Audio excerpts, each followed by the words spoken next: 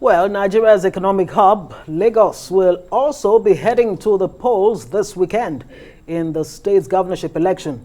And the African Democratic Congress hopes to create an upset in the state by unseating incumbent Governor Babajide Sanwo-Olu. Soleil, you have it. Well, Funso Doherty joins us now from our Lagos studios. Good to see you, Funso, and thanks for your time as always. The elections is here, and a lot of people have been asking questions. First, the story that you left the race, which you have since clarified. Let us in on the campaign, move towards Lagos House for you and your party. Excuse me, the campaign. Now, we're talking about your campaign towards getting into Lagos House. Let's talk more about the issues now. The campaign has moved from issues-based to so many kinds of stories about ethnicity, religion. Is that what your party is also dealing with at the moment? Well, I mean, I think that, these issues are really more of a distraction. We are not spending a lot of time engaging around those issues. We are more focused on our agenda for Lagos and what is needed to move Lagos forward.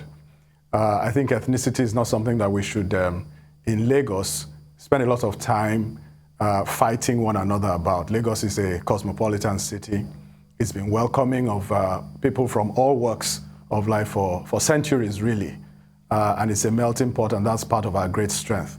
I think what we should be more focused upon is how do we harness the diversity that Lagos represents and bring it to bear in moving Lagos forward and creating this prosperous and productive society that will benefit the vast majority of the population, which we haven't seen, I might add, in the last 25 years. And that's our focus in the ADC.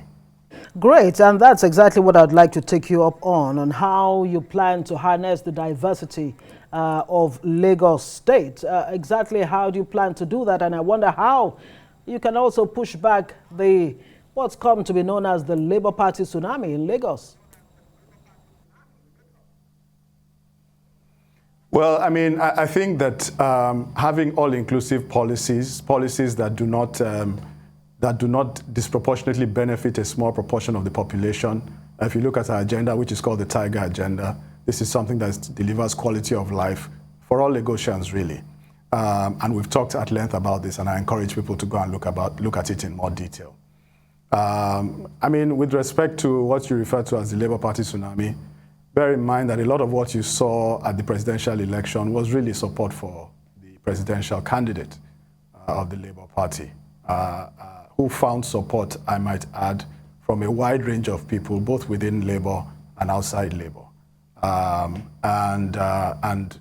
that support is reflected in the results and the numbers that we saw coming out of the presidential election.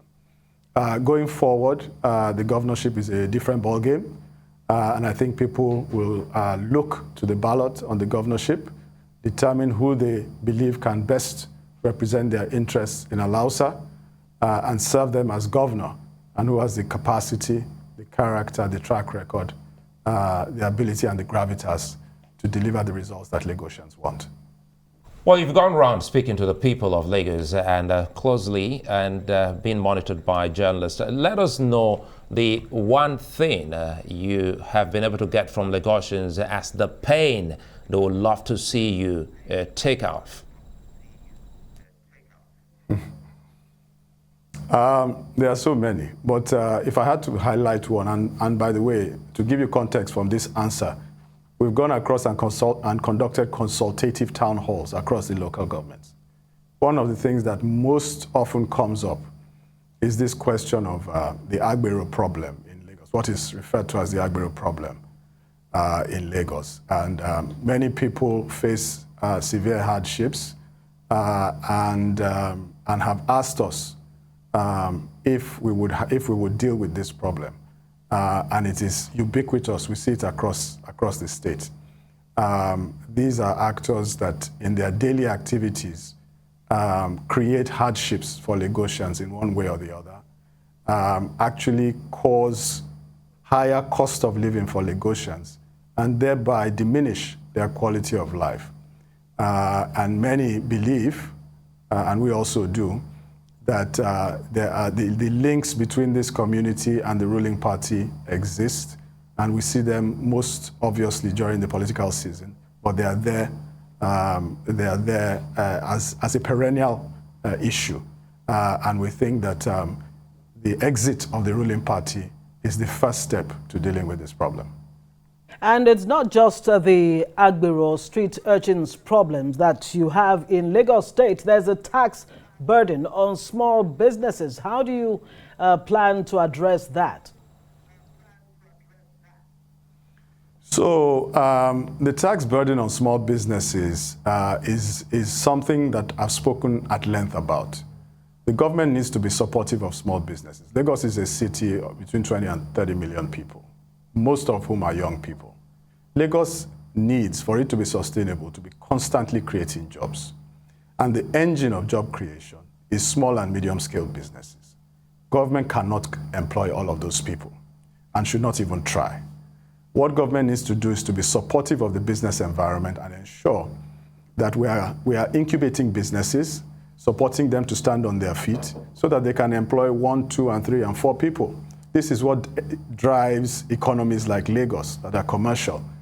And government needs to be a partner and not a predator. We need to reduce not just tax, but the burden of regulation on many of these businesses.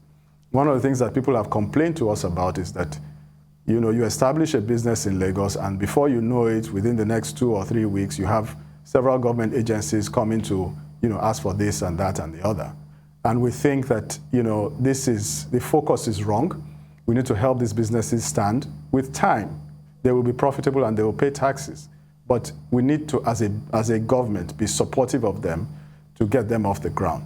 I will just add that this policy area is related to another policy area we've talked about extensively, which is the government reform area of our agenda. And that is saying that, you know, we need to ensure that our government officials, our civil servants, are acting with integrity in their engagements with the population, and that they are not being predatory in their engagements with the population. And as one element of doing that, we need to ensure that they are better compensated. And we've talked about this, and this is a core part of what we're going to do. We will ensure they're better compensated, but at the same time, we will insist that they engage with our citizens with integrity and they do not become a liability to our citizens. And very quickly, before we let you go, how confident are you in INEC to deliver a free, fair, and credible election, you know, considering the, you know, events of the last presidential election? Well, it's a great question. I was a lot more confident before, before last Saturday's election, the presidential election. And I think a lot of us are, you know, somewhat uncomfortable and looking forward with trepidation at the forthcoming election. And I've written about this. I wrote an article about this, which was published during the week. I think what we saw was a failure of leadership.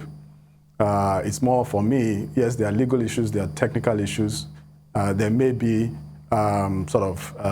issues of compromise and so on. But at the end of the day, INEC is a commission established by the laws of this federation, the constitution of this federation, to do a job for the Nigerian people. They are entrusted with a sacred trust. It's a very important assignment, perhaps one of the most important assignments that any commission has. And the commission is about, you put together a group of people and you say, look, this thing is very important. We put it in your care. Do it for us. Do it well. Do it with integrity. I think the actions and inactions of INEC, when it discovered that there were pervasive failures in its ability to stick to the guidelines that it gave to everybody and that everybody were using, I think was a missed opportunity. It was unfortunate, and I hope will not have effects that are too long-lasting. One of the tragedies of this is the fact that you had a whole, almost new generation of people coming into this process with a hope that was still fragile. They came in with expectation, having been told that don't go on the streets and burn things, come to an election and express your will. And dutifully they did that.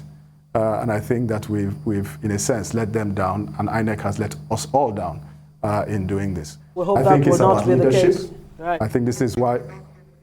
Thank you very much. Funso Doherty is the ADC gubernatorial candidate, Lagos State. Thank you very much for joining us.